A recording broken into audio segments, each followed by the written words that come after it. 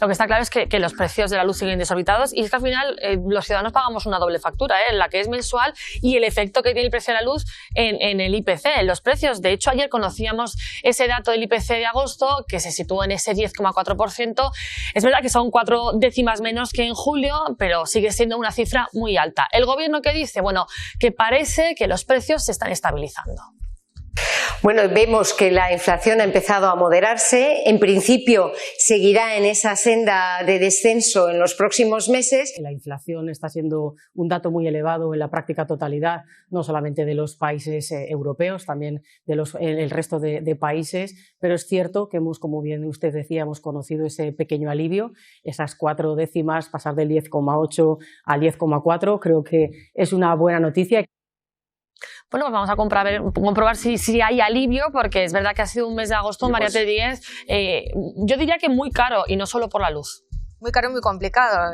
En la calle preguntas y la reflexión es la misma para todos. La inflación no da tregua y continúa por encima de los 2 dígitos. Baja 4 décimas hasta el 10,4%, pero preocupa la temida inflación subyacente, que no incluye el precio de la energía ni de los alimentos y que escala al 6,4%. A pesar de estar por encima de niveles nunca vistos desde hace más de 30 años, desde el gobierno celebran la moderación del IPC y lo achacan a sus medidas para contener los precios.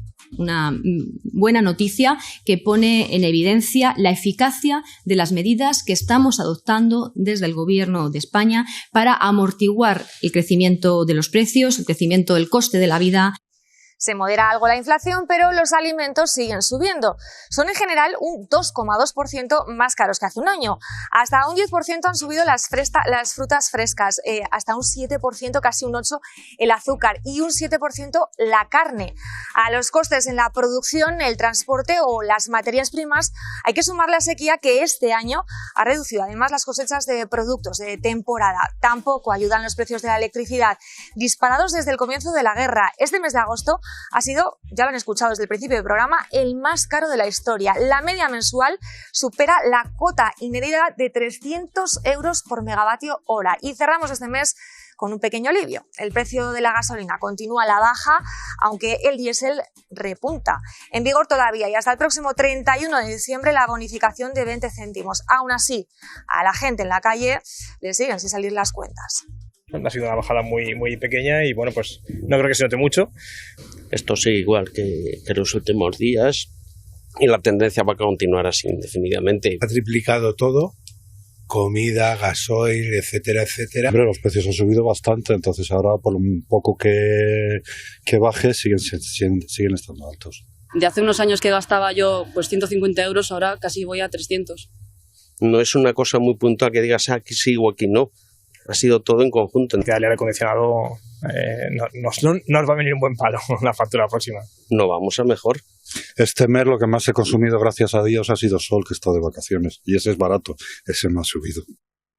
Pues ya lo ves, Bea, menos mal que todavía hay gente que se lo sigue tomando con algo de humor. Esto no es una cuestión política, estamos hablando de una situación que están sufriendo las familias, que son los precios y la inflación que tenemos y nos centramos en decía eso. Antes Eduardo que ojalá tuviéramos los salarios de Alemania. Efectivamente, ojalá fuéramos en esa dirección. Supongo que todos aquellos que estamos preocupados por la inflación coincidiremos en la necesidad de seguir subiendo el salario mínimo interprofesional, porque estoy escuchando voces de gente que se está oponiendo, como se ha opuesto a todas las subidas del salario mínimo de los últimos años. Supongo que estarán y estaremos todos a favor de subir los salarios de forma significativa, porque estas semanas estoy oyendo voces de gente que dice que no es el momento de subir salarios, porque para algunos parece que nunca es el momento de subir salarios. Bueno, vamos a preguntarle a Juan Ramón Rayo, economista, qué se puede hacer. Tenemos ese dato del IPC del mes de agosto, ese 10,4%. Juan Ramón Rayo, ¿qué tal, compañero? Buenos días. ¿Qué tal? Buenos días, ¿cómo estamos? Desde el gobierno dice que parece que se están estabilizando los precios. ¿Esto va a ser la tendencia a partir de ahora? Bueno, es llamativo que el gobierno diga que él no tiene la culpa de la inflación, pero rápidamente se cuelgue la medalla de que la inflación está empezando a moderarse. La inflación se está moderando, es verdad, en prácticamente todos los países. En Estados Unidos, por ejemplo, en el mes de julio hubo un descenso de la tasa de inflación interanual del 9,1% al 8,5%, más intensa, por ejemplo, que en el caso de España. ¿Esto por qué es así? Pues porque durante los últimos meses En los mercados internacionales, nada que haya hecho este gobierno, el precio de la mayoría de materias primas está cayendo, está descendiendo. Por ejemplo, el precio del petróleo está más o menos a los mismos niveles que antes de empezar la guerra en Ucrania. Y eso se traslada, por ejemplo, en los combustibles, no por medidas del gobierno, sino por la rebaja del precio internacional del petróleo, y eso empuja o modera, mejor dicho, el alza de los precios. Y esto es importante matizarlo porque algunos de los testimonios que habéis puesto antes pues venían a decir que, bueno, después de haber subido tanto ya está bien que bajen un poquito los precios. Cuidado, los precios no han bajado, los precios están subiendo menos, pero subir menos no equivale a bajar. De hecho, en el mes de agosto, con respecto al mes de julio, los precios subieron 1/10. Es decir, en agosto el nivel promedio de precios es más alto que en julio. No digamos ya que en agosto del año 2021, que es un 10,4% más alto.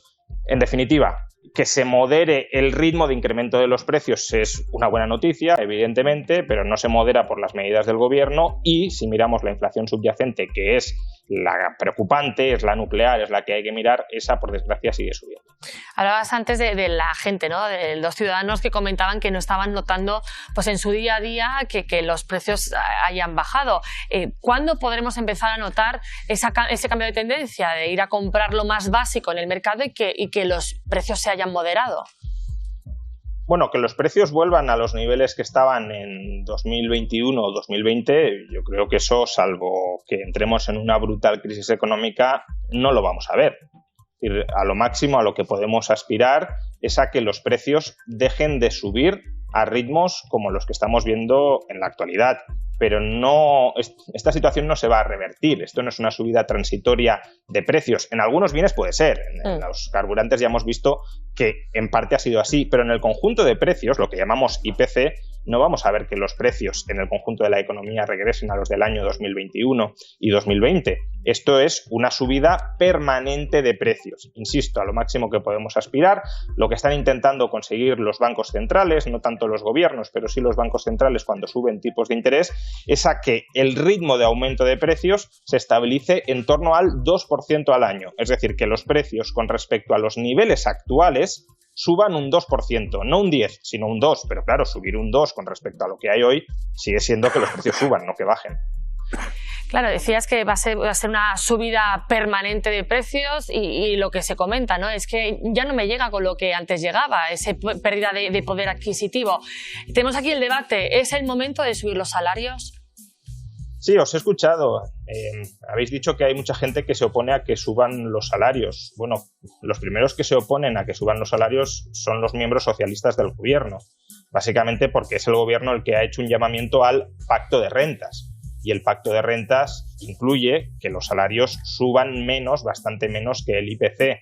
¿Por qué? Pues porque desde el gobierno son conscientes de que si los salarios suben tanto o casi tanto como el IPC, se puede entrar en una espiral que de momento no está ahí, de momento no se está produciendo, pero se podría entrar si esto sucediera, una espiral precios-salarios. Es decir, los salarios aumentan mucho, insisto, no está sucediendo, los precios como reacción a ese aumento de los salarios aumentan todavía más, como reacción a esa nueva ronda de incremento de precios, los salarios, para no perder poder adquisitivo, tienen que incrementarse todavía más, etcétera. Y esto el gobierno, en este caso de manera responsable, desde un primer momento lo ha intentado cortar, no solo en España, también en Alemania, por ejemplo, mencionabais el caso de Alemania, en Alemania los salarios también están esencialmente congelados, precisamente por eso, para que no haya una espiral precios-salarios, y este gobierno, de manera más o menos responsable en este capítulo, pues desde el primer momento ha insistido en cuidado con entrar en una espiral precios-salarios, pedimos moderación, pedimos responsabilidad